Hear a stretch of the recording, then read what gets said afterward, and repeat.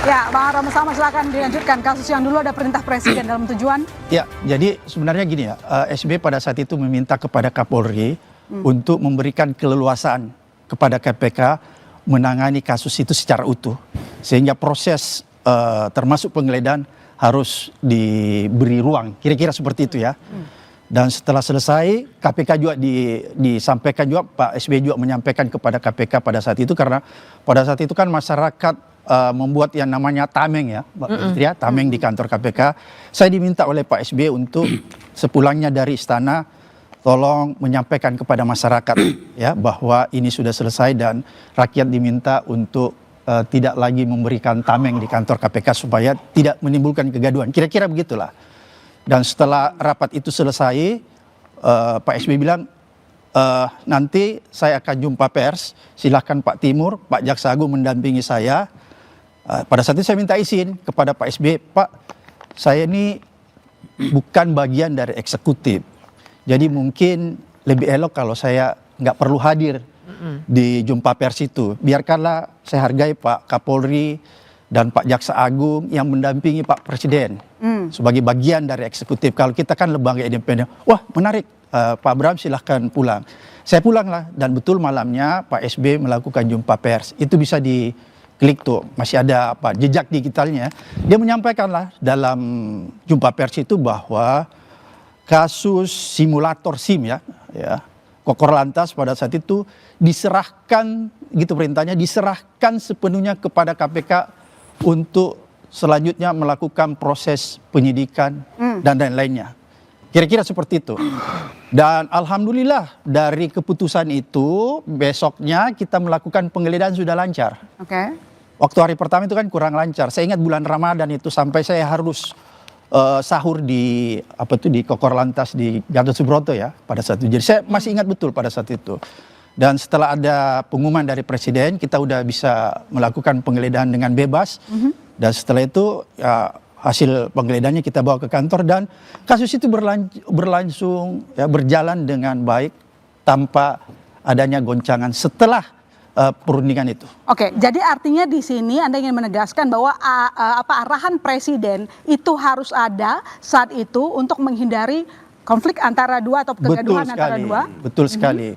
Tapi saya ingin garis bawahi bahwa tidak semua kasus itu kita bisa bandingkan apple to apple karena kalau yang ini apple to apple nggak? Konteksnya berbeda ya. Karena menurut saya mungkin ada hal-hal lain yang dianggap oleh Presiden memang dia harus turun tangan dan lain sebagainya. Saya nggak tahu kalau dalam hal ini kalau misalnya Pak Prabowo menganggap ada hal lain yang harus diselesaikan, saya nggak tahu karena saya nggak ada di dalamnya. Tapi pada saat itu saya bisa bercerita secara detail karena saya terlibat di dalamnya sehingga saya tahu betul bahwa itu ada arahan dari Presiden. Jangan-jangan misalnya kasus ini juga mirip-mirip seperti itulah. Nanti saya ke Bang Samad lagi. Sementara Mbak Fitri, saya coba ke Bang Rey dulu. Bang Rey, jadi dalam kasus ini menurut Abang sendiri, apakah memang diperlukan arahan Presiden untuk menghindari kegaduhan seperti kasus yang lalu diceritakan oleh Bang Samad? Ya saya tidak tahu, tapi jangan-jangan arahannya ya ini. Seperti yang sekarang ini. Seperti membingungkan, kata Pak Jasman tadi ya. Nggak ada yang membingungkan mestinya dalam proses hukum. Nggak ada yang nggak jelas dalam proses hukum. Jadi kalau ada yang membingungkan, ada yang nggak jelas, ya Presiden yang harus mempertegas jelas itu. Oleh karena itu kalau ditanyakan, kan kita tadi misalnya masih ragu-ragu, ini dilimpahkankah atau nama dioper alih. Nggak jelas kalau di kalimat pertama disebut dilimpahkan oleh polisi ke kejaksaan. Itu bunyi dari konferensi persnya kan. Dan itu pula bunyi yang dikutip oleh hampir semua media massa. Nggak ada bahasa lain kecuali disebut di situ pelimpahan. Dan oleh karena itulah semua orang berpikir kasus ini udah P21. Disitulah muncul pertanyaan, sejak kapan yang namanya ex Jampitsus ini diperiksa oleh polisi, kok tiba-tiba paginya tersangka, siangnya atau sorenya sudah dilimpahkan ke kejaksaan gitu. Jadi setelah mulai ribut itu, mulailah ada koordinasi dengan Presiden. Kan ada koordinasi dengan Presiden.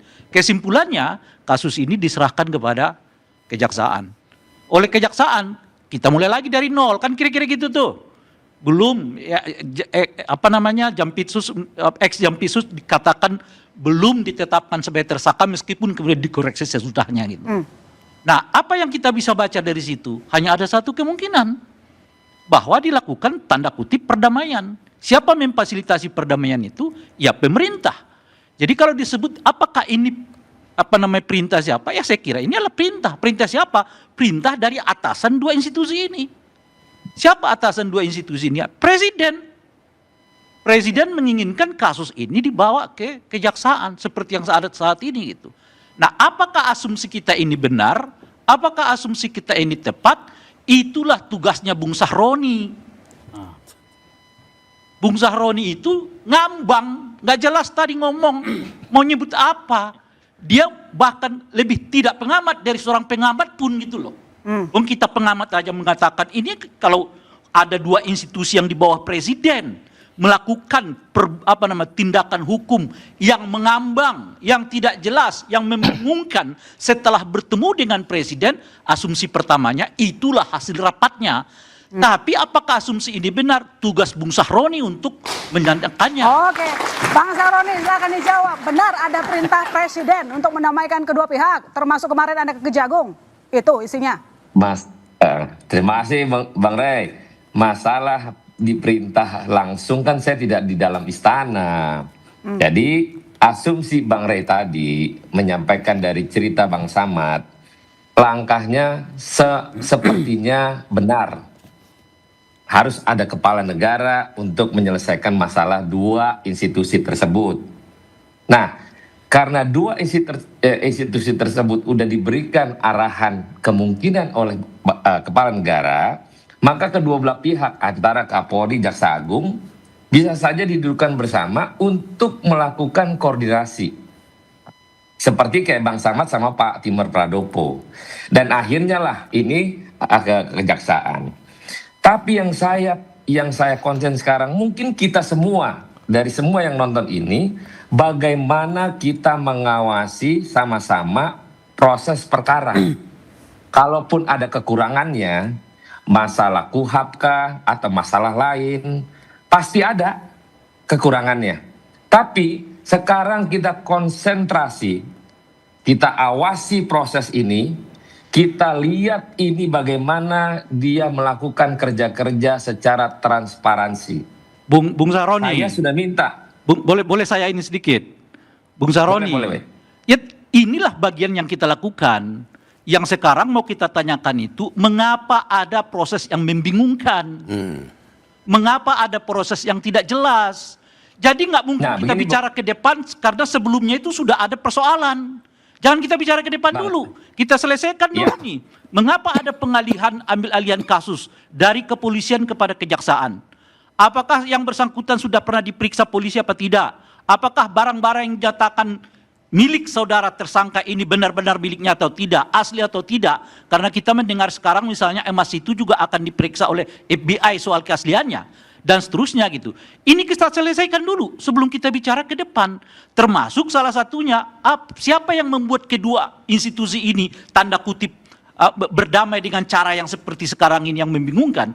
Maksud saya kita semua ngawasin, tapi secara formalnya tentu Komisi 3 lah yang harus menanyakan ini kepada setidak Menkumham, setidaknya Menteri kepada Kapolri, setidaknya Kejaksaan, jika penting juga menanyakan Presiden. Apakah Presiden membiarkan proses hukum yang membingungkan ini terjadi, bukan tegas seperti yang pernah dilakukan oleh Pak SBY. Pak SBY mengatakan, Pak Polisi, ya saya harap Anda tidak ikut serta di dalam proses ini, berikan sepenuhnya kepada KPK untuk melakukan pengawasan. Itu tegas, jelas, nggak ada yang abu-abu dalam situ. Jadi, terima kasih Bang Rey, gini ya. Sepertinya kalau kita berharap kepada ketentuan aturan misalnya, kita nggak bisa apple to apple antara Presiden Prabowo Subianto dengan Pak Susilo Bambang Yudhoyono. Case-nya pun pasti beda. Tapi karena ada situasi yang mungkin saya bukan dalam orang istana, tapi saya sebagai pengawas dari mitra kerja sebagai pimpinan Komisi 3 menyampaikan secara langsung bahwa kedua belah pihak, baik polisi dan kejaksaan, bersama-sama mereka membicarakan ini sebelum proses memberikan pelimpahan. Kan kalau ngomong pelimpahan yang tadi Pak Bang Rey bilang, oh harusnya udah kayak seperti P21. Ini tidak. Dia menyerahkan itu sepenuhnya kepada kejaksaan.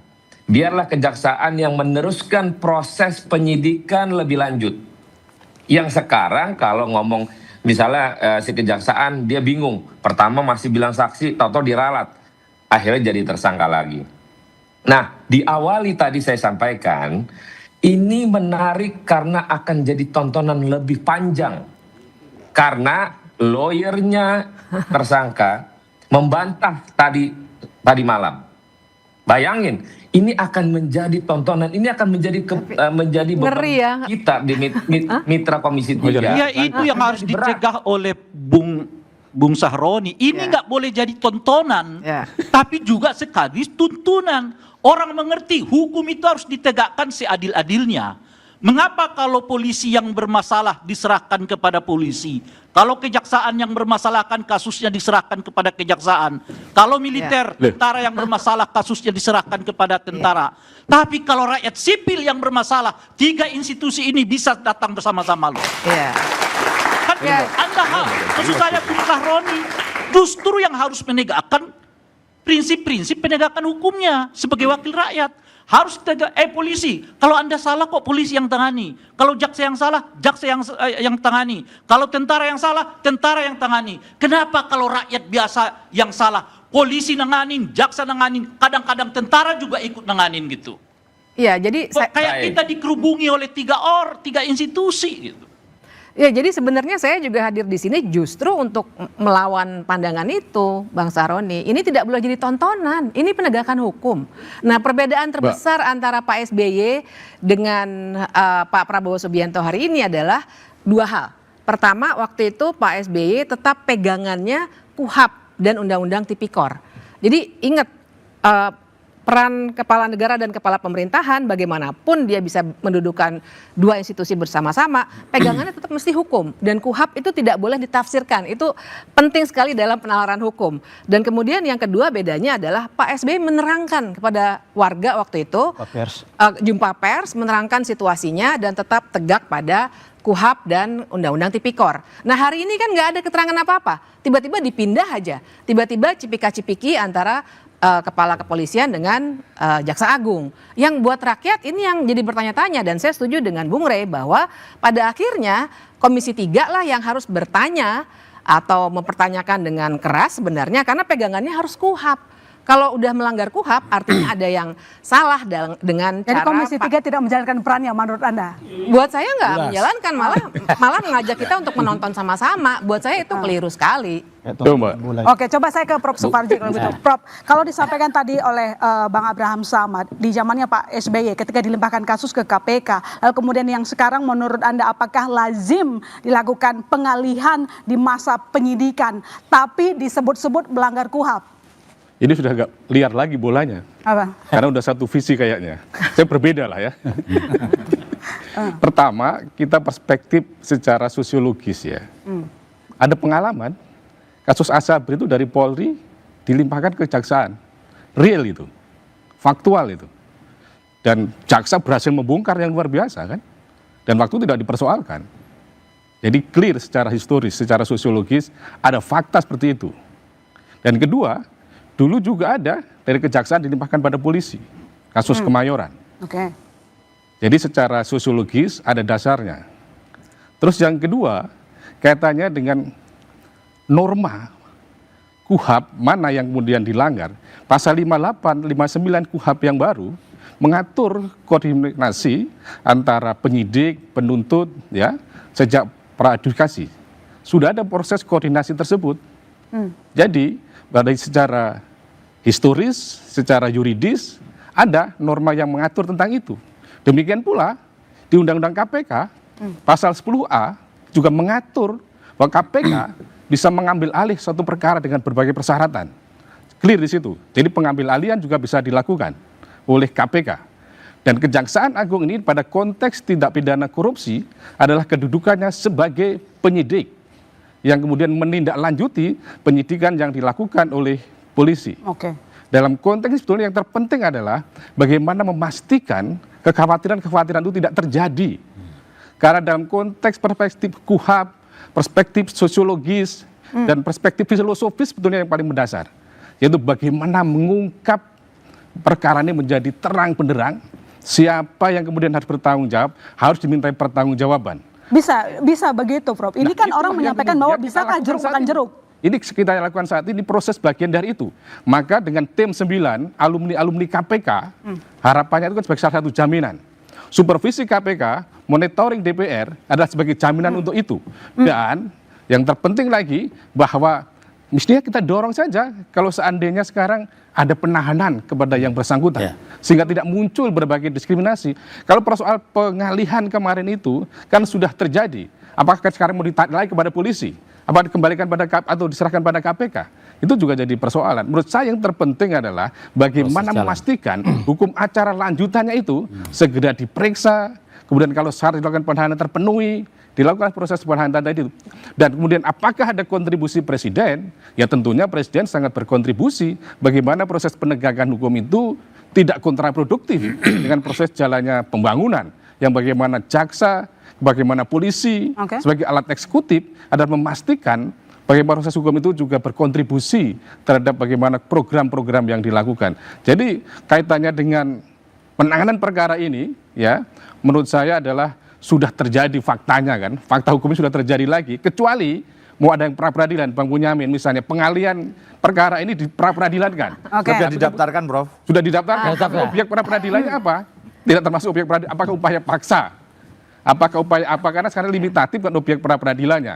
Nah, tapi untuk menguji supaya memastikan bahwa proses hukumnya berjalan dengan benar, saya kira perlu ada mekanisme supervisi, monitoring gitu kan. Tapi menurut saya bagaimanapun ini kita nggak mau balikan lagi ke polisi atau bukan itu soalnya. Soalnya adalah kita harus mengurai masalah dari awal ini supaya kita tahu ini ke depannya kita punya harapan ini akan tuntas atau tidak. Itu buat saya yang penting. Dan kemudian kalau berbicara filosofis dan sosiologis, perlu juga dibaca situasinya hari ini bahwa ada benturan kepentingan yang luar biasa. Ini adalah seorang mantan Jampitsus dan anak buahnya lah yang akan memeriksa dirinya. Nah ini yang barangkali tidak terjadi. Tidak ada anak buahnya. Tidak ada anak Conflict buahnya. of interest-nya Tim 9 itu bukan tidak ada anak buahnya sama sekali. Ya, meskipun memang mantan KPK. Ya mantan KPK dan makan penyidik PIDUM. Jadi tidak ada yang ada dalam Jampitsus, tidak ada tim 9 itu. Ya, tapi kita juga mesti membaca secara institusional kejaksaan dan jaksa. Menurut saya, kenapa ini bisa muncul? Karena orang mempertanyakannya secara sosiologis. Bukan membenarkan ini secara sosiologis. Kenapa gitu? Kita terbiasa kasus perkara yang berhubungan dengan aparat penegak hukum ditangani oleh aparat penegak hukum yang bersangkutan. Karena apa? Permakluman terhadap alasan-alasan sosiologis itu supaya nggak ada benturan, supaya tidak ada ribut, supaya tidak ada macam-macam dan sebagainya gitu. Kita nggak pernah menguji jaksa memeriksa polisi, polisi memeriksa jaksa, polisi memeriksa tentara, jaksa memeriksa tentara dan seterusnya gitu. Ya, karena sesuai dengan kewenangannya, nggak mungkin jaksa melakukan penyidikan tindak pidana umum, nggak mungkin kan itu persoalannya, Prof. Yang saya mau katakan itu persoalan sosiologis yang saya katakan tadi, bukan persoalan kewenangan hukumnya gitu ya. Itu justru karena persoalan sosiologis itulah kita sekarang berbicara. Orang pertama ditetapkan oleh kepolisian, hanya hitungan jam dilimpahkan kepada kejaksaan. Lalu di kejaksaan disebut belum ada tersangka, lalu lagi sebagai tersangka. Ini penjelasan sosiologis apa? Itu satu. Harus kita ingat juga, FA kemudian ditetapkan sebagai tersangka. Sebelum tersangka itu kemudian dilakukan penggeledahan, setelah ada 3 orang BGN yang ditetapkan tersangka oleh kejaksaan. Yang salah satunya adalah anggota polisi. Kita tahu itu. Sebelum itu beredar surat-surat yang meminta supaya kejaksaan tinggi untuk melakukan evaluasi atau penghentian pencarian data ya. Iya, belum sebelum itu ya, sebelum data, itu dilakukan. Itu data. beredar kemana-mana dan seterusnya gitu. Lalu justru karena penjelasan sosiologis inilah kita bertanya, kok jadi begini? Sebab setelah ex-Jampitsus dinyatakan tersangka, ditariklah surat itu, dinyatakan sudah cukup karena masanya sudah nggak ada. Dan ingat, Prof, SPPG itu 1.700-nya dimiliki oleh polisi. 1.300. Itu yang kita dorong kan. Itulah persoalan sosiologisnya yang mau Yang kita saya maksudkan katakan. sosiologis tadi bukan konteks itu, contoh perkara yang sudah pernah dialihkan. Gitu loh. Itu ya oke lah contoh perkara Contoh itu perkara, betul gitu, ya. bahwa ini pernah yang saya Tidak mau terjadi. katakan tidak karena itulah kemudian kita ingin kembalikan suasana itu kembali ke seperti contoh yang sebelumnya, itu yang saya katakan. Yang kedua, justru persoalan di sini karena alasan sosiologis itu ada yang disebut konflik of interest di lingkungan kejaksaan. Tapi pada saat yang bersamaan, saya sendiri melihat ada yang disebut dengan konflik of interest di lingkungan polisi. Apa itu? Bagaimana polisi bisa memeriksa persoalan yang berhubungan dengan MBG sementara mereka punya 1.700 SPPG di seluruh Indonesia. Oke, coba saya ke Bang Abraham Samad dulu. Bang, ini kan di tim khusus ada 9 Ya. orang mantan KPK dan Anda kenal mereka. Dengan masuknya mereka dalam tim khusus, apakah bisa memastikan, menjaga integritas, memastikan kepada publik bahwa kasus ini ditangani secara independen, integritas, objektif? Ya, kebetulan dari 9 itu ada beberapa orang alumni KPK dan saya sangat dekat. Misalnya Katerina Girsan, Muhib, Agus Salid, Seta Dung Alo, Iren, bahkan ada 2 orang bekas junior saya di Fakultas Hukum UNAS, yaitu Seta Dung Alo dan Agus Salid. Sering saya berkomunikasi sampai detik ini ya. Di antara mereka-mereka ini, sepengetahuan saya waktu memimpin KPK, ini adalah jaksa-jaksa yang punya integritas cukup kuat ya. Tidak perlu diragukan pada saat di KPK. Itu yang saya ingin kasih catatan. Oleh karena itu sebenarnya kalau melihat profil, kalau kita profilin jaksa-jaksa yang terlibat ini cukup menjanjikan sebuah harapan, tapi bukan berarti kita lantas tidak mengawasinya. Kita tetap harus mengawasinya. Tapi ada satu hal yang menarik menurut saya ketika KPK dilibatkan untuk melakukan supervisi. Ya, koordinasi supervisi dan monitoring. Ini menarik. Kadang-kadang orang mengartikan supervisi itu hal yang sangat formalistik. Padahal itu sangat sangat substansi. Kenapa saya katakan sangat substansi? Pengalaman saya begini. Dulu kalau kita melakukan supervisi, misalnya ada kasus di kejaksaan maupun di kepolisian, itu kita monitor. Mulai dari jalannya pemeriksaan, BAP dan lain-lain sebagainya, sampai alat buktinya. Dan ketika kita melihat bahwa ternyata kasus ini mulai belok arah, ya, tidak lagi di relnya, maka kewenangan KPK itu bisa langsung mengarahkan kembali. Jadi misalnya kalau dia ke kiri, KPK bisa memberi arahan kepada penyidik, Anda harus masuk rel lain kembali. Oleh karena itu kalau ini masih dijalankan menurut saya kita masih punya harapan karena KPK lebih jauh bisa mengambil alih juga. Bisa mengambil alih kalau misalnya kasus ini tiba-tiba terhenti di jalan ya, tidak lancar dan lain sebagainya. Maka 6 poin maka tim KPK bisa mengambil alih. Tapi yang penting sebenarnya ketika kewenangan supervisi ini dilakukan KPK secara benar, kenapa saya katakan secara benar? Karena saya ini pernah diskusi dengan Mbak Bibit, dengan teman-teman lain dari NGO. Kan KPK sekarang ini agak beda Mbak Bibit ya. Beda sekali. Beda sekali. Oleh karena itu kalau ada orang bilang, Jangan kalau lupa saya Bang ditanya, Abraham, ya? perkara ini dilaporkan KPK loh akhir 2024, tapi no respon. Oke, oleh karena itu Dan kalau itu ada nggak benar wacana, dialihkan ke KPK juga oleh sekarang. karena itu kalau ada wacana yang bilang sebaiknya kasus ini dilimpahkan kepada KPK, saya sendiri sebagai orang KPK Nggak dan percaya juga. pernah memimpin KPK, saya agak ragu. Kenapa Anda ragu? Karena Kenapa ragu, Bang? jawaban saya KPK sekarang bukan KPK dulu lagi. Apa bedanya, Bang? Oh banyak, mulai dari kewenangannya, ya eksistensi kelembagaannya. Kalau dulu kan dia independen. Kalau sekarang KPK itu jelas-jelas dalam undang-undangnya di bawah rumpun eksekutif. Walaupun dalam tupoksinya, dalam hal penegakan hukum dia tetap independen.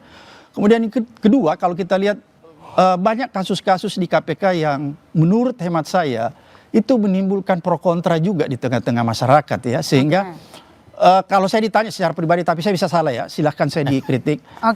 Saya tidak terlalu bahagia juga kalau misalnya diserahkan kepada KPK. Tapi kalau KPK menjalankan fungsi supervisi, mengawasi, monitoring, saya sangat setuju. Oke, Ya, Tambahnya Coba saya begini ke, loh, Bang. tambahnya begini, kemarin waktu diajak jumpa pers di Polda, kan sudah dikirim 2 orang atas dasar permintaan dari polisi. Ya.